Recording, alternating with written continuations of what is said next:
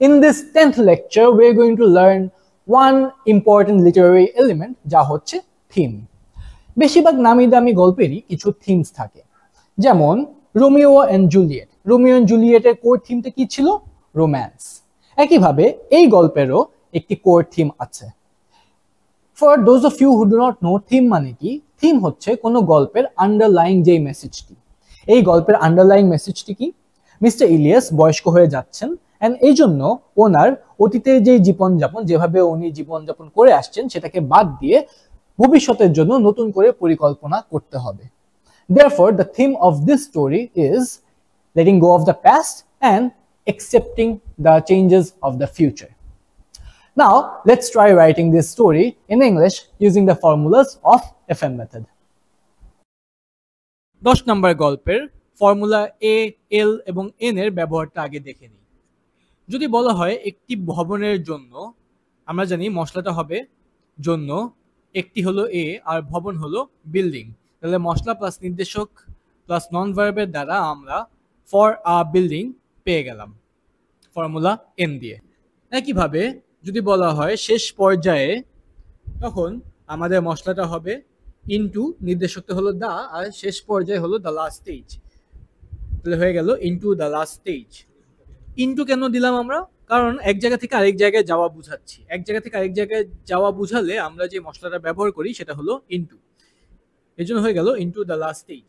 আমরা যদি নির্দেশকটা উঠায় ফেলি তাহলে হয়ে যায় ফর্মুলা এল।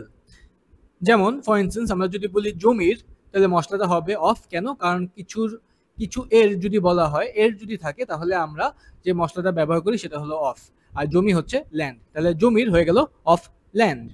যদি বলা হয় ন্যূনতম খরচে, তাহলে মশলাটা হবে উইথ, আর ন্যূনতম খরচ হচ্ছে মিনিমাম এক্সপেন্ডিচার, তাহলে হয়ে গেল উইথ মিনিমাম এক্সপেন্ডিচার। ফর্মুলা কে আছে একটা, যদি বলা হয় জীবনের, তাহলে যার জীবন নিয়ে কথা বলা হচ্ছে এর যেহেতু আছে অফ হিজ লাইফ, ফর্মুলা কে দ্বারা আমরা সেটা গঠন করতে পারলাম। আর ফর্মুলা এ আছে কয়েকটা, যেমন বিনিময় করতে, বিনিময় হচ্ছে এক্সচেঞ্জ, আর বিনিময় করতে যেহেতু কোনো তে অথবা র যেহেতু আছে, তার মানে এটার সামনে টু বসালেই হয়ে যাবে, হয়ে গেল টু এক্সচেঞ্জ। মুছে ফেলতে, মুছে ফেলা হচ্ছে ইরেজ, আর মুছে ফেলতে হয়ে গেল টু ইরেজ। প্রয়োগ করা হচ্ছে এক্সারসাইজ, প্রয়োগ করতে হলো টু এক্সারসাইজ। এই ছিল আমাদের ফর্মুলা এ, কে, এল, এন এর ব্যবহার এই গল্পে। The first sentence was, Mr. Ilias সারা জীবন এক টুকরা জমির মালিক ছিলেন। মিস্টার ইলিয়াস এক টুকরা জমির মালিক ছিলেন, আমি মালিক ছিলাম, তার মানে এটা হলো আমি ড্যাশ ছিলাম ধরনের বাক্য। ড্যাশের মধ্যে আমরা সবসময় কোনো নন ভার্ব বসাই। মালিক শব্দ দিয়ে যেহেতু কোনো কাজ করা বোঝাচ্ছে না, এটি একটি নন ভার্ব শব্দ। সো আমি ড্যাশ ছিলাম ধরনের কোনো বাক্যকে ইংলিশে গঠন করার জন্য আমরা যে ফর্মুলাটা ব্যবহার করি সেটা হচ্ছে আই ওয়াজ ড্যাশ। আয়ের জায়গায় বসবে বাক্যে যাকে নিয়ে কথা বলা হচ্ছে। কাকে নিয়ে কথা বলা হচ্ছে? মিস্টার ইলিয়াসকে নিয়ে কথা বলা হচ্ছে। সো আয়ের জায়গায় বসবে মিস্টার ইলিয়াস, ওয়াজই থাকবে, আর ড্যাশের জায়গায় বসবে মালিক। মালিক ইংলিশ হচ্ছে ওনার, একজন মালিক, অ্যান ওনার, তাহলে হয়ে গেল মিস্টার ইলিয়াস ওয়াজ অ্যান ওনার। এক টুকরার হলো অফ আ পিস, এটা আমরা ফর্মুলা এন দ্বারা গঠন করতে শিখতে পারি। আর জমির হলো অফ ল্যান্ড, তাহলে এক টুকরা জমির হয়ে গেল of a piece of land, যেটা আমরা ফর্মুলা এন এবং ফর্মুলা এল দ্বারা গঠন করতে শিখলাম। সারা জীবন হলো অল হিজ লাইফ, তাহলে পুরো বাক্যটা কি দাঁড়াচ্ছে? Mister Ilias was an owner of a piece of land all his life.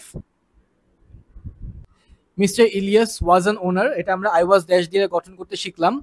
Of a piece, এটা আমরা ফর্মুলা এন দিয়ে গঠন করতে শিখলাম, আর অফ ল্যান্ড ফর্মুলা এল দিয়ে গঠন করতে শিখলাম। The second sentence was, ন্যূনতম খরচে কৃষিকাজে দক্ষতা অর্জন করতে এটি তাকে সক্ষম করেছিল। তাহলে এটি তাকে সক্ষম করেছিল, এটি হচ্ছে আমাদের গ্রেড 0 লেভেলের বাক্যটা। কোন গাছের বাক্য? শেষ শব্দটা যেহেতু করেছিল তার মানে একটি কাজ করা বোঝাচ্ছে, এই জন্য এটি ভার্বের ডালের বাক্য। পাতার ভিতরে যদি আমরা ঢুকে যাই, এটা কোন ধরনের বাক্য? সে করেছিল, আমি করেছিলাম, তার মানে আমি করেছিলাম ধরনের বাক্য। আমি করেছিলাম ধরনের কোনো বাক্যকে ইংলিশে গঠন করার জন্য আমরা যে ফর্মুলাটা ব্যবহার করি সেটা হলো আই ডিড।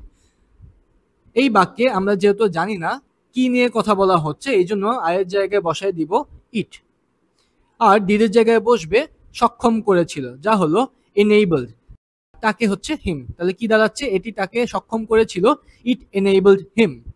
কি করতে, প্রয়োগ করতে, যা আমরা ফর্মুলা এ দ্বারা একটু আগে শিখে আসছি, টু এক্সারসাইজ। কি প্রয়োগ করতে, তার কৃষি কাজের দক্ষতা, যা হলো হিজ ফার্মিং স্কিলস।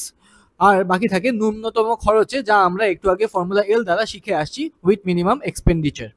তাহলে ন্যূনতম খরচে কৃষি কাজে দক্ষতা অর্জন করতে এটা তাকে সক্ষম করেছিল, দাঁড়াচ্ছে ইট enabled him to exercise his farming skills with minimum expenditure. It enabled, এটা আমরা ইট আই ডিড দ্বারা গঠন করতে শিখলাম, টু এক্সারসাইজ ফর্মুলা এ দ্বারা, আর উইথ মিনিমাম এক্সপেন্ডিচার ফর্মুলা এল দ্বারা।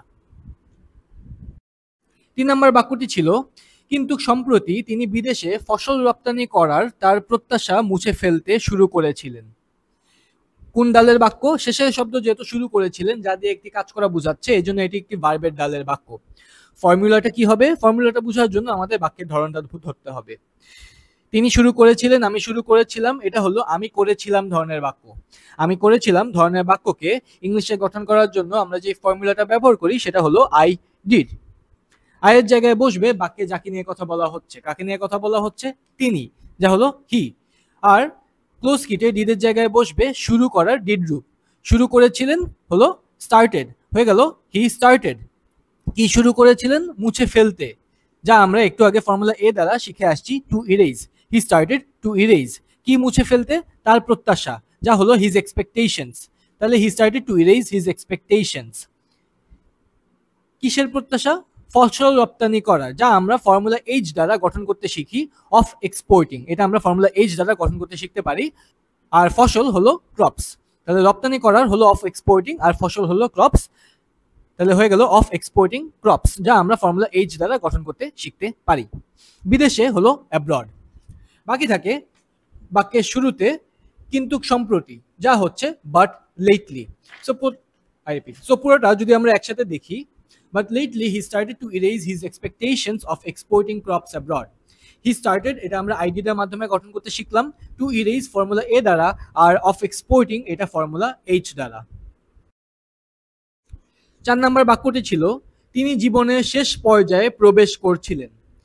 শেষ শব্দটা যেহেতু করছিলেন, যা দিয়ে কাজ করা বোঝাচ্ছে, এই জন্য এটি একটি ভার্বের ডালের বাক্য। ফর্মুলাটা কি, তিনি প্রবেশ করছিলেন, আমি প্রবেশ করছিলাম, তার মানে এটা হলো আমি করছিলাম ধরনের বাক্য। আমি করছিলাম ধরনের বাক্যকে ইংলিশে গঠন করার জন্য আমরা যে ফর্মুলাটা ব্যবহার করি সেটা হলো আই ওয়াজ ডুইং। আয়ের জায়গায় বসবে বাক্যে যাকে নিয়ে কথা বলা হচ্ছে, যা হলো তিনি, হয়ে গেল হি। ওয়াজই থাকবে, আর ক্লোজ কিটে ডুইং এর জায়গায় বসবে প্রবেশ করার ডুইং রূপ, যা হলো এন্টারিং, হয়ে গেল হি ওয়াজ এন্টারিং, যা আমরা আই ওয়াজ ডুইং দ্বারা গঠন করতে শিখলাম। তিনি কোথায় প্রবেশ করছিলেন, তার জীবনের শেষ পর্যায়ে। শেষ পর্যায়ে একটু আগে আমরা শিখে আসছি ইনটু দ্য লাস্ট স্টেজ, আর তার জীবনের হয়ে গেল অফ হিজ লাইফ, যা আমরা ফর্মুলা কে দ্বারা গঠন করতে শিখলাম। তাহলে পুরো বাক্যটা ইংলিশে কি দাঁড়াচ্ছে, he was entering into the last stage of his life. He was entering আমরা আই ওয়াজ ডুইং দিয়ে গঠন করতে শিখলাম, into the last stage formula N দ্বারা, আর অফ হিজ লাইফ ফর্মুলা কে দ্বারা। দ্য ফিফথ সেন্টেন্স ওয়াজ, তাই তার ভাই তাকে জমিটি একটি ভবনের জন্য বিনিময় করতে উৎসাহিত করছিলেন। শেষ শব্দটা হচ্ছে করছিলেন, যা দিয়ে একটি কাজ করা বোঝাচ্ছে, এই জন্য এটি একটি ভার্বের ডালের বাক্য। ফর্মুলাটা কি হবে, বাক্যের ধরনটা আগে বুঝে নেই। তিনি করছিলেন, আমি করছিলাম, তার মানে এটা হলো আমি করছিলাম ধরনের বাক্য। আমি করছিলাম ধরনের বাক্যকে ইংলিশে গঠন করার জন্য আমরা যে ফর্মুলাটা ব্যবহার করি সেটা হলো আই ডিড। আয়ের জায়গায় বসবে বাক্যে যাকে নিয়ে কথা বলা হচ্ছিল। কে উৎসাহিত করছিল, তার ভাই, সো আয়ের জায়গায় বসবে হিজ ব্রাদার। ক্লোজ কিটে ডিডের জায়গায় বসবে উৎসাহিত করার ডিড রূপ, যা হলো এনকারেজড। তাহলে আই ডিডের মাধ্যমে আমরা পেয়ে গেলাম তার ভাই উৎসাহিত করছিল, হিজ ব্রাদার এনকারেজড তাকে হিম, তাহলে হিজ ব্রাদার এনকারেজড হিম। বিনিময় করতে একটু আগে আমরা ফর্মুলা এ দ্বারা শিখে আসছি, টু এক্সচেঞ্জ। কি বিনিময় করতে, জমিটি, যা আমরা ফর্মুলা এম দ্বারা গঠন করতে শিখতে পারি, দ্য ল্যান্ড। কিসের জন্য, একটি ভবনের জন্য, যা আমরা ফর্মুলা এন দ্বারা শিখে আসছি, ফর আ বিল্ডিং। তাহলে পুরো বাক্যটা ইংলিশে কি দাঁড়াচ্ছে, so his brother encouraged him to exchange the land for a building. His brother encouraged এটা আমরা আইডি এর মাধ্যমে পেলাম, টু এক্সচেঞ্জ ফর্মুলা এ দ্বারা, দ্য ল্যান্ড ফর্মুলা এম দ্বারা, আর for a building formula N দ্বারা।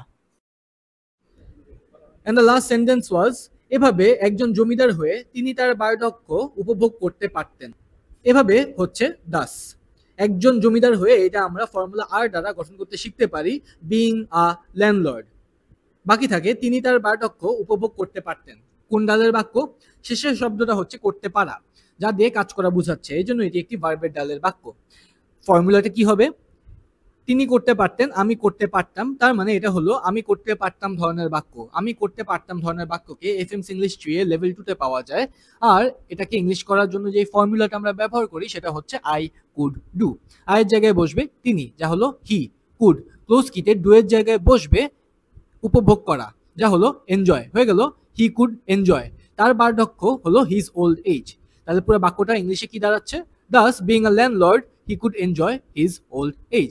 বিং আ ল্যান্ডলর্ড আমরা ফর্মুলা আর দ্বারা গঠন করতে শিখলাম, আর হি কুড এনজয় আমরা আই কুড ডু দিয়ে গঠন করতে শিখলাম। So the whole story is Mr. Elias was an owner of a piece of land all his life. It enabled him to exercise his farming skills with minimum expenditure. But lately, he started to erase his expectations of exporting crops abroad. He was entering into the last stage of his life. So his brother encouraged him to exchange the land for a building. Thus, being a landlord, he could enjoy his old age.